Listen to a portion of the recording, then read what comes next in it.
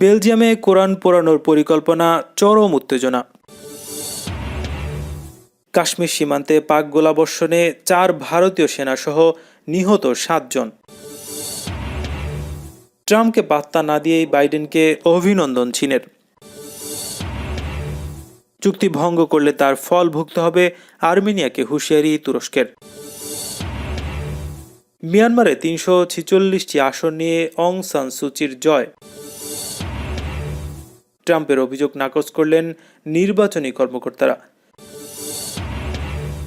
ভারতের সীমান্তে tank missile নিয়ে হাজির চীনা বাহিনী। এবং বাইডেনের বিজয় ও তুর্কি মার্কিন সম্পর্কের ভবিষ্যৎ নিয়ে শুনবেন একটি বিশ্লেষণধর্মী সংবাদ।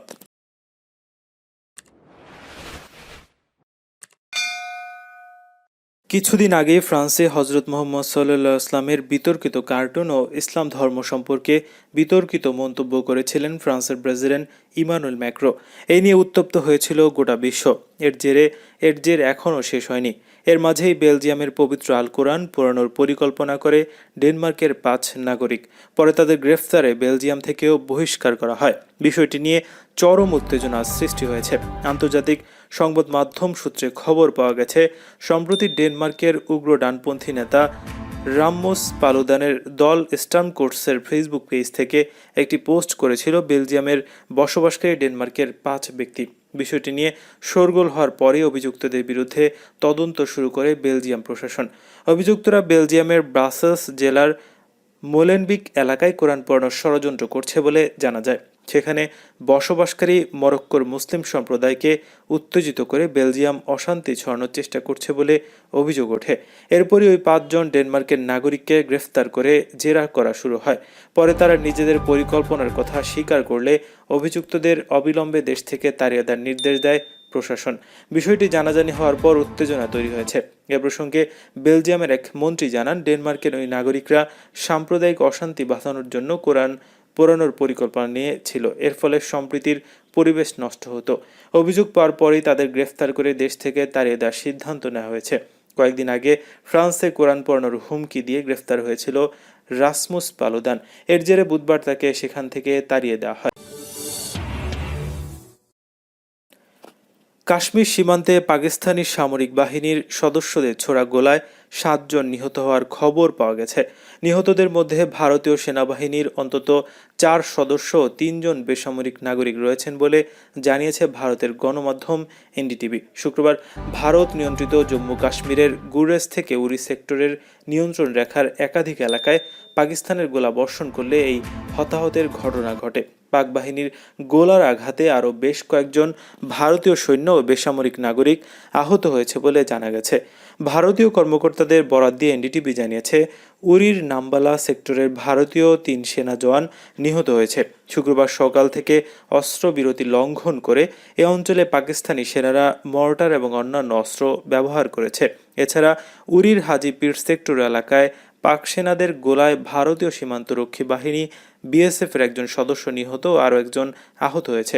জম্মু কাশ্মীরের বারমুল্লা জেলার উরির কামালকোট সেক্টরের আরও 2 বেসামরিক নাগরিক এবং হাজিপীর এলাকায় বালাকোটে এক নারী নিহত হয়েছেন বলে দাবি করেছেন ভারতীয় কর্মকর্তারা।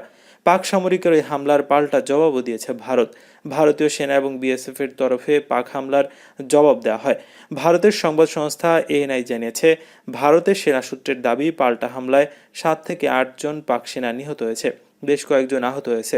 ভারতের গোলায় পাক সামরিকের বাংকার, জ্বালানি ডাম্প এবং লঞ্চ প্যাড ক্ষতিগ্রস্ত হয়েছে। অবশেষে মার্কিন নির্বাচনে জয়ী জো বাইডেনকে অভিনন্দন জানিয়েছে চীন। গত 3 নভেম্বরের নির্বাচনের ফলাফল নিশ্চিত হতে অনেকটা সময় লেগে যায়। তবে জয় নিশ্চিত হওয়ার পর ডেমোক্র্যাট প্রার্থী জো বাইডেনকে অভিনন্দন জানান বিশ্বের বেশিরভাগ দেশের নেতারা। তবে এ বিষয়ে চুপ ছিল চীন। শুক্রবার যুক্তরাষ্ট্রের পরবর্তী প্রেসিডেন্টকে তার জয়ের জন্য অভিনন্দন বার্তা পাঠিয়েছে দেশটি। শুক্রবার চীনের পররাষ্ট্র মন্ত্রণালয় এক মুখপাত্র এই বার্তা পাঠায়। পররাষ্ট্র মন্ত্রণালয়ের মুখপাত্র ওয়ান ওয়েবিন বলেন, আমরা আমেরিকার মানুষের পছন্দকে শ্রদ্ধা করি। আমরা মিস্টার বাইডেন ও মিসেস হ্যারিসকে অভিনন্দন জানাচ্ছি। করোনা ভাইরাস ইস্যুতে যুক্তরাষ্ট্র চীন সম্পর্কের অবনতি হয়েছে। ডোনাল্ড ট্রাম্পের শেষ সময়ে বাণিজ্য, গুপ্তচর ও করোনা মহামারী ইস্যুতে দুই দেশের মধ্যকার সম্পর্ক চরম উত্তপ্ত হয়েছিল। অথচ 2016 সালে প্রেসিডেন্ট হিসেবে ডোনাল্ড ট্রাম্প নির্বাচিত হওয়ার পর চীনের প্রেসিডেন্ট শি জিনপিং তাকে ওই দিনই অভিনন্দন জানিয়েছিলেন। তবে এবার সম্পর্কের টানাপোড়েনের মধ্যে চীন বাইডেনকে অভিনন্দন জানাবে কিনা তার দিকে কৌতূহল ছিল সবার। শুক্রবার সেই নীরবতা ভেঙে চীনের পক্ষ থেকে আনুষ্ঠানিকভাবে অভিনন্দন জানানো হয় জো বাইডেনকে।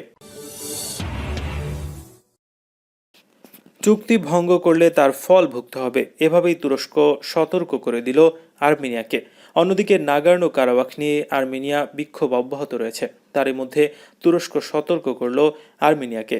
তুরস্কের পররাষ্ট্রমন্ত্রী মেভলুত কাভাসোগলু বৃহস্পতিবার বলেছেন, আর্মেনিয়া যদি কোনোভাবে চুক্তি ভঙ্গ করে তাহলে তার ফল ভুগতে হবে। তুরস্কের সেনা আর্মেনিয়াকে শিক্ষা দেবে। নাগোর্নো কারাবাখ নিয়ে গত 6 সপ্তাহ ধরে তুমুল যুদ্ধ হয়েছে আর্মেনিয়া এবং আজারবাইজানের মাঝে। গত সোমবার রাশিয়ার মধ্যস্থতায় আজারবাইজান, আর্মেনিয়া এবং রাশিয়ার মধ্যে একটি চুক্তি সই হয়েছে, যেখানে আপাতত যুদ্ধ বন্ধের একটি ব্লুপ্রিন্ট তৈরি করা হয়েছে। চুক্তিতে কার্যত জয় হয়েছে আজারবাইজানের, কারণ নাগোর্নো কারাবাখের অধিকাংশ এলাকা এখন আজারি সেনাদের হাতে। চুক্তিতে স্থির হয়েছে নাগোর্নো কারাবাখে যেখানে অবস্থান করছে সেই এলাকা তার বলে বিবেচিত হবে। আর্মেনিয়া যেহেতু কার্যত এলাকা থেকে জমি হারিয়েছে, ফলে আজারি বাহিনী বিষয়টিকে নিজেদের জয় হিসেবেই দেখছে। অন্যদিকে আর্মেনিয়াতে বিক্ষোভ শুরু হয়ে গিয়েছে। প্রধানমন্ত্রীর ওপর প্রবল চাপ সৃষ্টি করছে দেশের জনতা। বিক্ষোভকারীরা প্রধানমন্ত্রীর পদত্যাগ দাবি করেছেন। এই পরিস্থিতিতে আর্মেনিয়া চুক্তি ভেঙে ফের যুদ্ধে নামতে পারে বলে মনে করছে অনেকেই। সেই আশঙ্কা থেকেই বৃহস্পতিবার তুরস্কের পররাষ্ট্রমন্ত্রী আর্মেনিয়াকে সতর্ক করে দিয়েছে।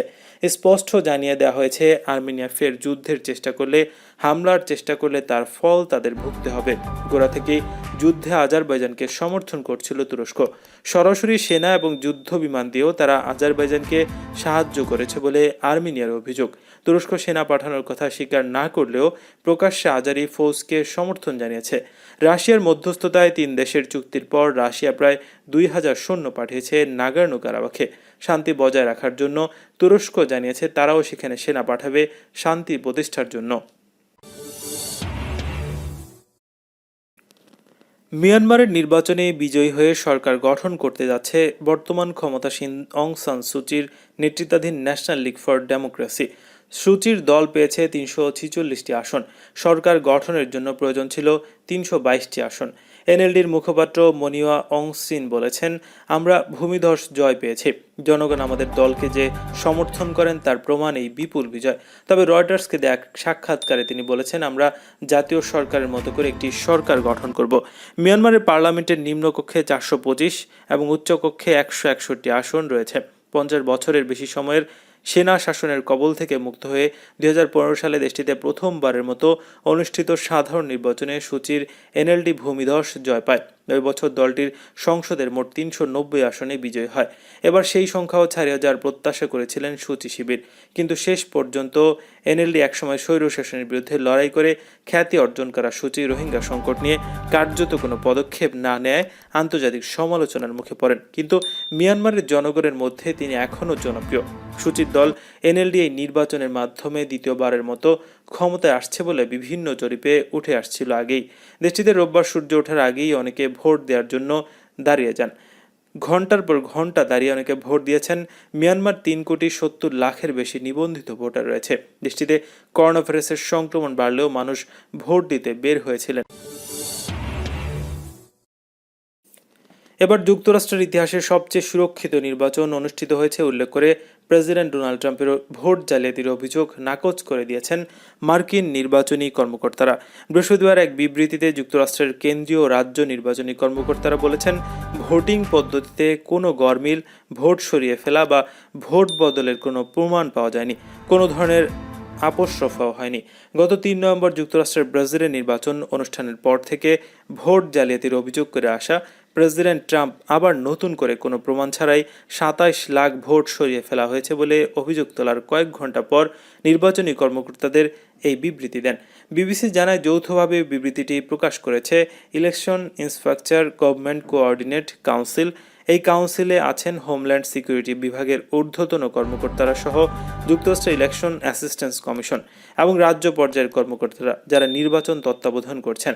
বিবৃতিতে সরাসরি ট্রাম্পের নাম উল্লেখ না করে বলা হয়, নির্বাচন প্রক্রিয়া নিয়ে আমরা বেশ কিছু অমূলক দাবি এবং ভুল তথ্যের সুযোগের কথা জানতে পারলেও আমরা আপনাদেরকে নির্বাচনের নিরাপত্তা এবং সততার ব্যাপারে পূর্ণ আস্থা থাকার নিশ্চয়তা দিতে পারি, যা আপনাদেরও থাকা উচিত। ভারত চীন সীমান্তের পূর্ব লাদাখের বিতর্কিত অংশ নিয়ে সেনা সরাতে সম্মত হয়েছে ভারত ও চীন। তবে এখনও প্যাগং লেকের উত্তর তীরে অবস্থান করছে বিশাল সংখ্যায় চীনা পদাতিক বাহিনী। রয়েছে অস্ত্রবাহী গাড়ি সহ বিশাল এয়ার ডিফেন্স ইউনিট। প্রায় ৩,০০০ পদাতিক বাহিনীর সঙ্গে রয়েছে ট্যাঙ্ক ও অন্যান্য সমরাস্ত্র। প্যাগংয়ের উত্তর তীরে চীনা বিমান বাহিনীর শক্তিশালী শাখা উপস্থিত রয়েছে। সেখানে বড় সংখ্যায় রয়েছে HQ-16 মিডিয়াম রেঞ্জের ভূমি থেকে আকাশে নিক্ষেপণযোগ্য মিসাইল। পূর্ব লাদাখের সংঘাত এড়াতে ইতিমধ্যে বড় পদক্ষেপ করার সিদ্ধান্ত নিয়েছে ভারত ও চীন। পূর্ব লাদাখের প্রকৃত নিয়ন্ত্রণ রেখা উত্তেজনা কমাতে গুরুত্বপূর্ণ ঐক্যমত হয়েছে ভারত এবং চীন বাহিনী।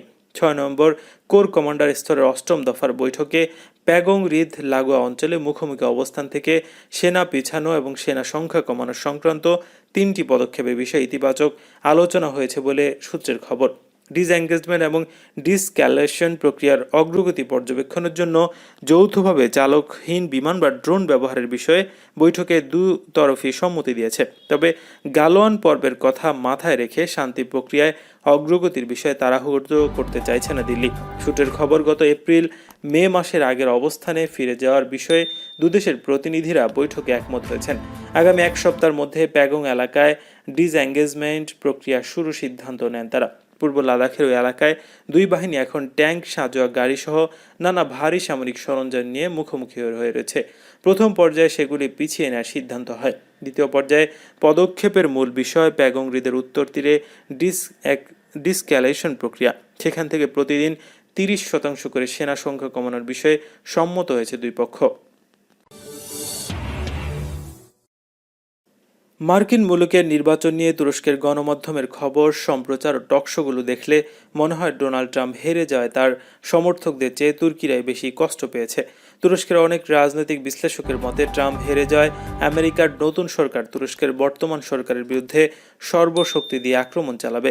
তুর্কি বিশ্লেষকদের মতে জো বাইডেন শাসিত আমেরিকা আগামী বছরগুলোতে তুরস্কে আরও বেশি বিশৃঙ্খলা তৈরি করার ইন্ধন দেবে, এমনকি সরকার বিরোধী আন্দোলনও ফুসলিয়েও দিতে পারে।